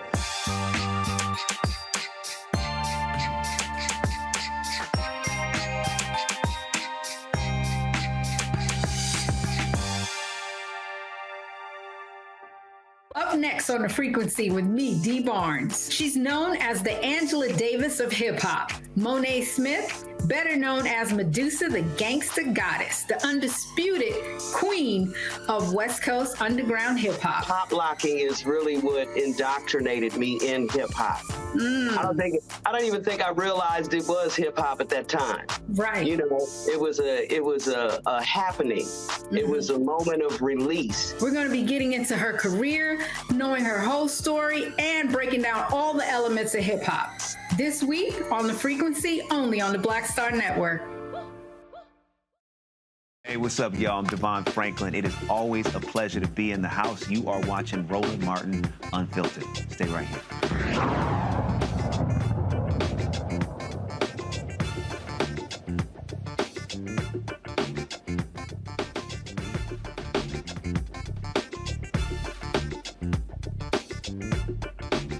Last, my goodness, 3 years, did not have the Jeffery Osborne Golf Classic due to COVID. It was back, took place in Providence, Rhode Island. And we had a great time the last couple of days. And so last night at the closing party, it's always great when you see the entertainers come up there and perform. And so we were treated to this great sing-off involving legends here. And we're talking, of course, Smokey Robinson, Johnny Gill, Jeffery Osborne. Great time had by all. So I just want to give you all this treat here to close our show out. Here we go. 40 singers, 40 years since we opened. How many years? This is going on 10. No, but since COVID we had to shut down. 3 years. Let me say this, you guys, because it is important while we have everyone in this room that we understand something, that God is still on the throne, and we are so blessed. Listen, y'all can say what you want, but we are so blessed. I wish I had a witness in here tonight. To be standing in front of each other tonight, God is truly still on the throne. He's covered us with his blood, but there's been so many people that didn't make it through this COVID that is no longer here, but yet we're still standing. And I think we should give God a big round of applause tonight.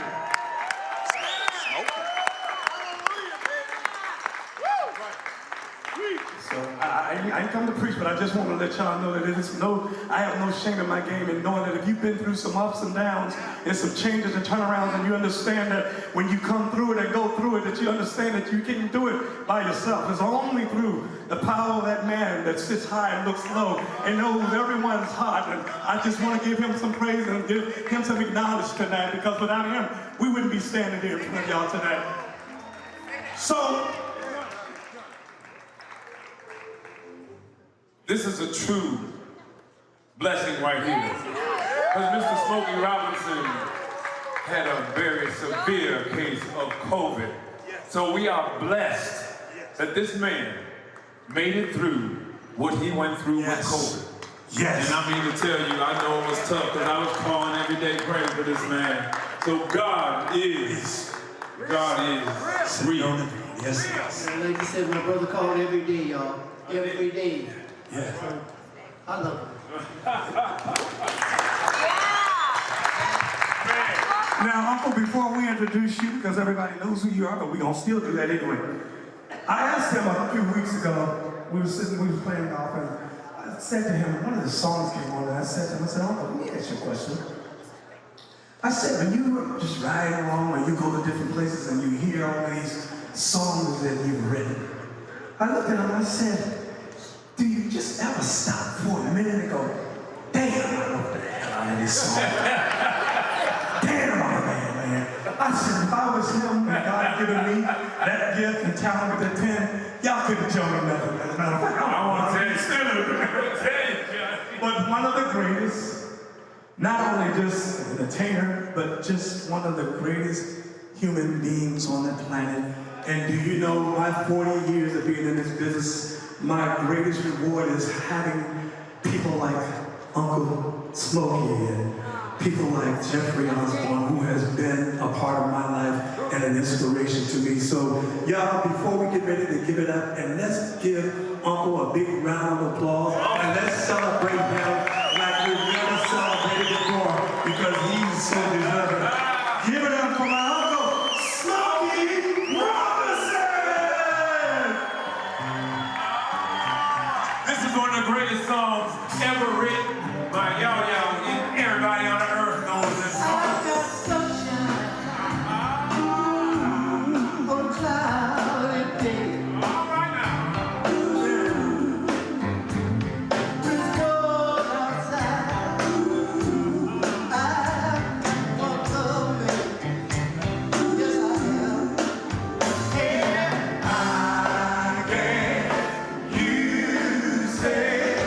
What can make me feel this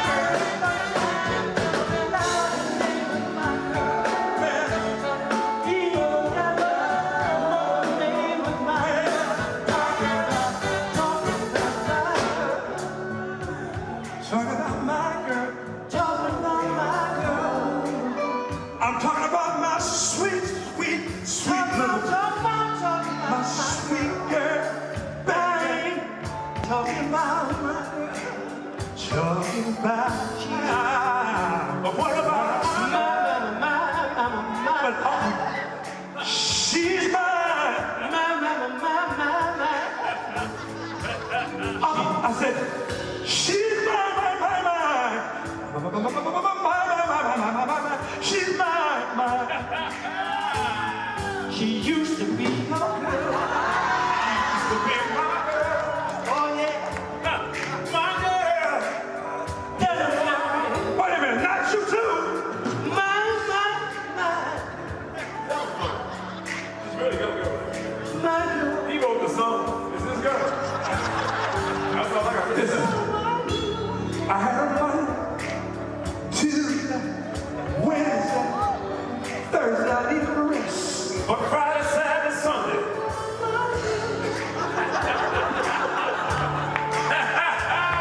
What you gonna do on Friday? You don't want to do. You got all the way up to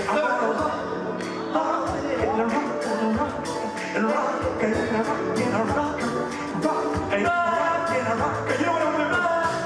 I'm gonna hold her. I'm gonna squeeze her.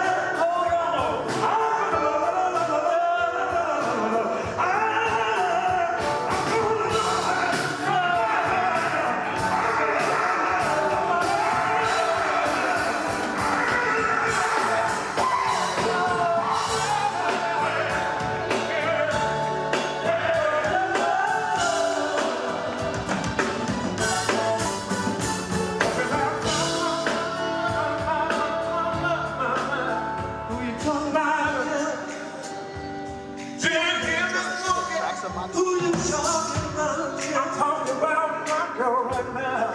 It's my girl, and I'm telling you, we're gonna boom, my girl.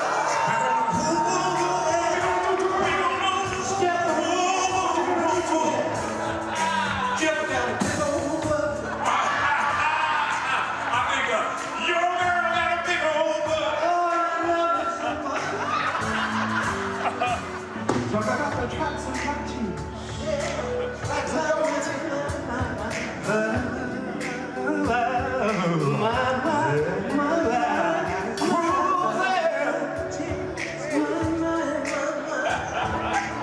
Uncle, all I'm asking for you to do, I know you wrote some prayers, but if I had a chance, can I get it back? Can I get it back? Can you get it back? If I had a chance, can you get it back? No, can you get it back? No, you can't have it back. I don't care what you do or say. Still can't have it back. 'Cause she's my girl. I think I told you. Seriously, bro. I told you she was my girl. You didn't believe me till she told you she was my girl. But that's okay. It's okay. It's alright. It's alright. You know what? I'll show you. Let me show you how I can get it back, though. Show you. I'm gonna get down on one knee. I'm gonna get down on one knee. Don't get it mistaken. I'm not keep sweating. I don't have to beg, but I don't mind. But baby.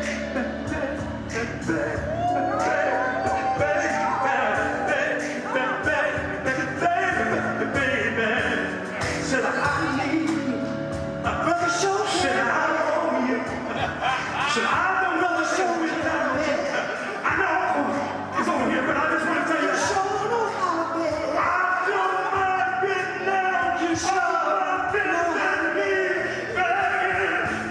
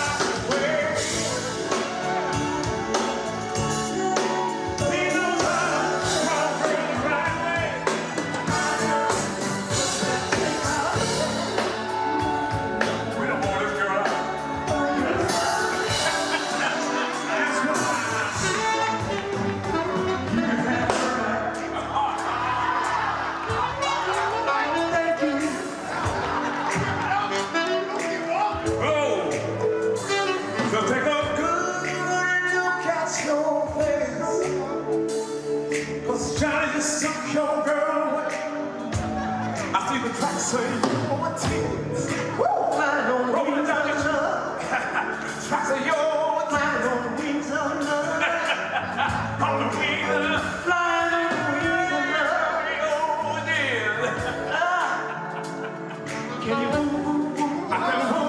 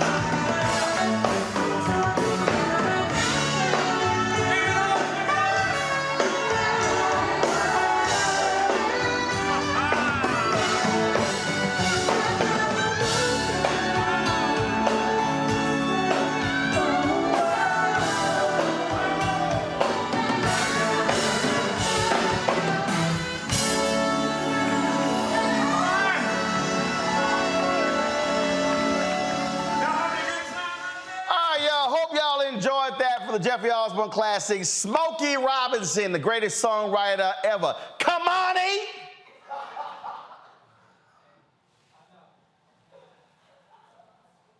Do y'all, we were playing the video, and I heard, he went, who is Smokey Robinson? Let me tell y'all something. I'm about to institute a black quiz for every future potential employee. They gonna have to. Your black card is in review status right now. You gonna have to it's in review status, Kamani. First of all, your goddamn name is Kamani, and you got the blackest name in this whole office. You got the black. He talking about I was born in 1998. I'm like, I know shit before I was born. Y'all, he ain't know who Smokey Robinson was. He ain't know. So Kamani got some homework. Kamani got to go watch the Motown documentary on. Yo, you got Showtime? Oh, don't worry about it. You don't worry about it. It's all right. We got Apple TV and Roku in here. Your ass gonna watch that damn Motown documentary with Smokey Robinson and Berry Gordy. Then you gonna watch that. Then I'm bringing in tomorrow the DVD, the Blu-ray. First of all, you got a DVD player, a Blu-ray player? See, that's that bullshit right there. Okay, I'm gonna bring in the Funk Brothers. That's the sound behind Motown. You ain't never heard of Funk Brothers? You never heard of Funk Brothers? You ever heard of Temptations? Well, shit, thank goodness. He heard of somebody from Motown. The Funk Brothers. Without funk, you ain't got none of the hip hop today. It's the Funk Hey, y'all, I'm letting y'all know. You got some homework. HR, I'm putting his ass on probation. His black card is in review status. It's in review status. Kamani got some homework. Lord have mercy. Woo! He didn't know who Smokey Robinson was. Man, I tell y'all right now, the future of black America is grim. Ooh, Lord. Okay, let me go, y'all. Let me go. Do you know who Berry Gordy is? Shit, well, thank goodness. You know who Berry Gordy's partner was at Motown, right? Smokey Robinson!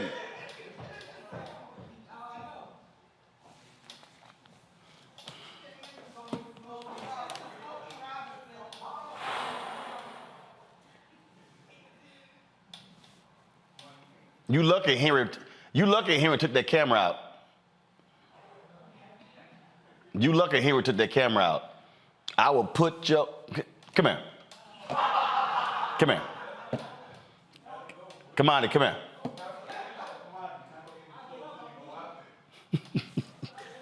He didn't know who Smokey Robinson was. Y'all, he got some homework to do. Lord have mercy. If I brought Smokey Robinson on the show, he wouldn't know who the hell he was. He'd be like, how you doing? How can I help you? All right, y'all, we gotta go. Support the Black Star Network. Oh, by the way, here's the deal. Go to the app. Go to the app. You need to go to the app and watch the damn Smokey Robinson interview. Go to the app. You need to watch the Smokey Robinson interview. All right, y'all. Download the Black Star Network app, where we try to educate young black people about black people before they were born.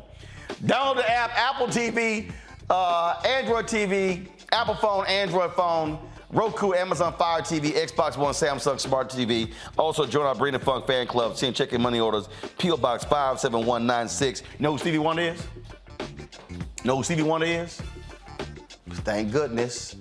You ever heard Teddy Pendergrass? You ever heard of the OJs? His ass just said, I don't know the song, but I heard of the OJs. He said, why would I know an OJ? Your black card is no longer revealed. Say what? Say it again?